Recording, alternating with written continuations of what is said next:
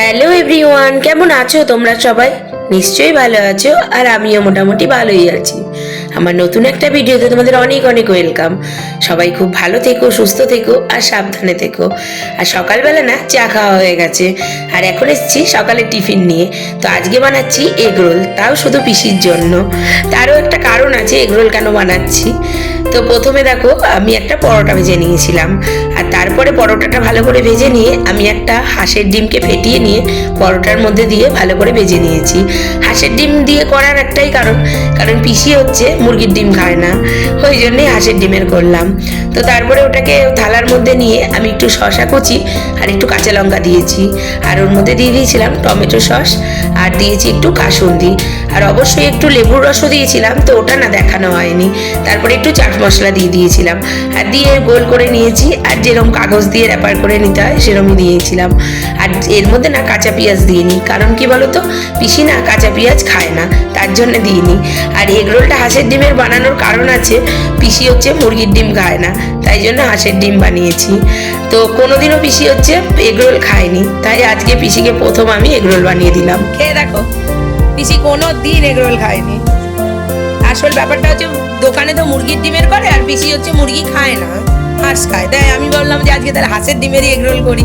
আবার পেঁয়াজ খায় না, তাই পেঁয়াজও দিইনি, একটু শসা দিয়েছি আর মশলা দিয়েছি। খেয়ে দেখো।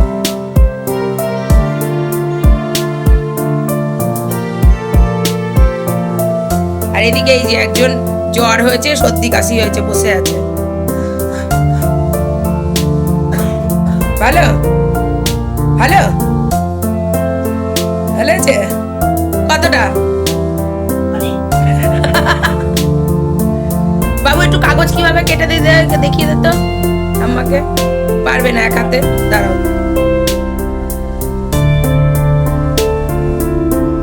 একটুখানি কেটে দে।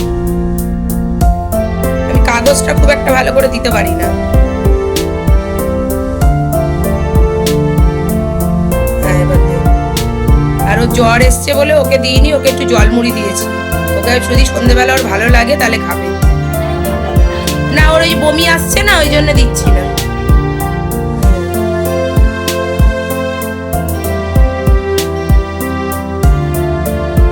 ভালো আছে? হ্যাঁ, খাওয়া গেলে ওকে বলবে, ও ছিঁড়ে দেবে। ওই জন্য ক্যামেরাটাকে খুললাম। কি বলেছো বিশি?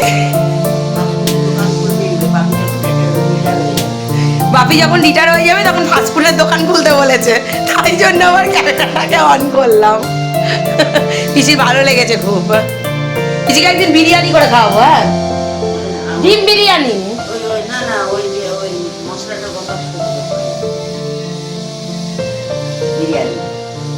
মশলার গন্ধ সহ্য করতে পারবে না। তা ঠিকই, মশলাটা অনেক সময় সবাই সহ্য করতে পারে না।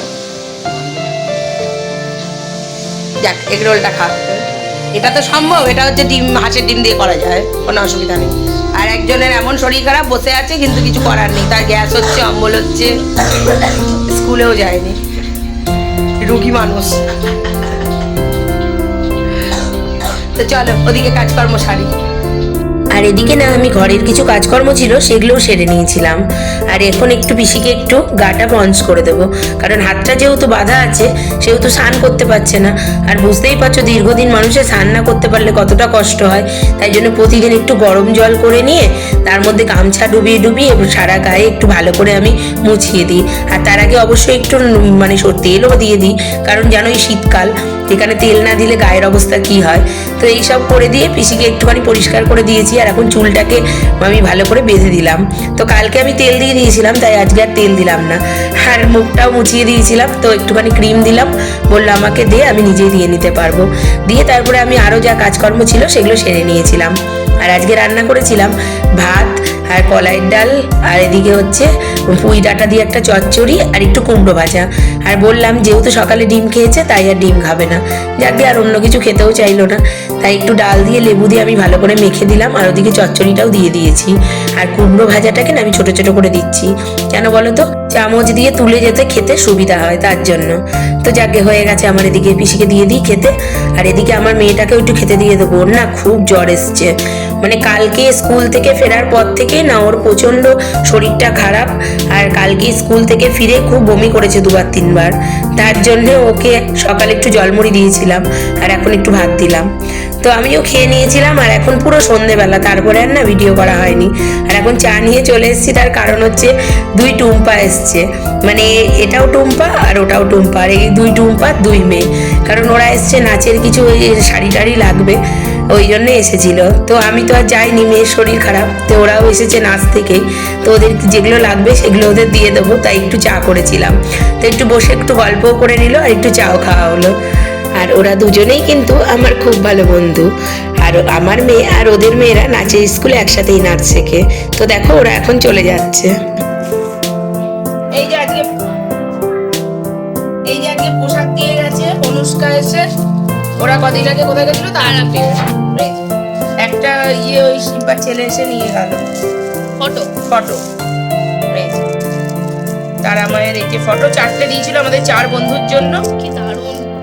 তার মধ্যে একটা নিয়ে গেছে হচ্ছে শিম্পার ছেলে এসেছিল, শিম্পাকে পাঠিয়ে দিয়েছি। আর এই যে এটা হচ্ছে প্রসাদ, আর এই যে এই পেনটা দিয়েছে আমার মেয়েকে অনুষ্কা, সুন্দর হয়েছে। আর এই যে আমাদের এই একটা সুবিধা, এত বন্ধু বান্ধব সবাই যেখানে যায় কিছু না কিছু আসবেই আমাদের জন্য, এই হলো সুবিধা। যাকে খুব সুন্দর হয়েছে ঋতু, ঠাকুর নিয়ে এসেছিস, খুব সুন্দর হয়েছে। এর থেকে বড় গিফট আর কি হবে? এটা হচ্ছে বেস্ট গিফট। হ্যাঁ, এগুলো হচ্ছে বেস্ট গিফট, এর বেশি আর কিছু হয়? পেনটা খুব সুন্দর হয়েছে, দারুণ, খুব ভালো। পেনটা দাও, আমি রাখবো। আর প্রসাদটা আমি শিম্পাকে পাঠিয়ে দিয়েছি, চৈতালি আর রূপারটা পরে পাঠাবো। হ্যাঁ, আমার মেয়ে তাড়াহুড়ো পড়ে গেছে ঠাকুরের আসনে রাখতে হবে। দেখ ওটা ঠাকুর, বড় মা হবে না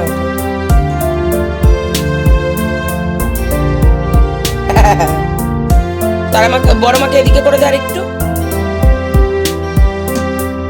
ওদিকে না, এদিকে, ওরম না।